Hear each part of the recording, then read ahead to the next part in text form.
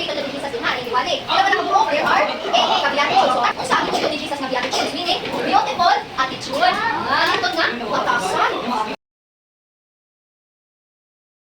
And with leprosy. Next is centurion's servant. Question ako. Ikatulo kay ang mother-in-law ni Peter. And ang ikaw kay demon-possessed man. Okay, kani siya ang mother-in-law. Kung sa'yo mother-in-law? Kasi nakaiba sa mother-in-law. Kaya sa ma'am? Yes, ma'am? For example, kailan mo sa akong mama papa? No? Kailan mo nag-asya na? Kailan mo sa mama papa niya? Ang iya kang mama, akong mother-in-law. Okay? Basta kasunod gali mo, mababae na laki kasunod, ang mamang papa sa pagkakitaan mo nag-in-mo, ay nakasal na mo sa laon.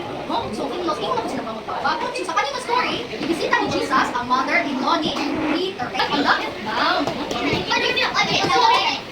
Example ka sa usa ang proper na gabi. Unsa ang unang tao mag-ayon sa sangan. Alright, with leprosy. Okay, sunod. Unsa ang isulti sa sundalo kang Jesus. Unsa ang isulti sa Jesus.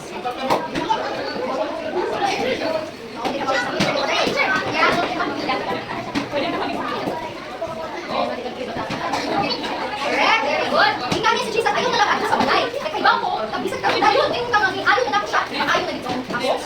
Ako siya, centurion's servant. Okay, next. O sa yan ang tawag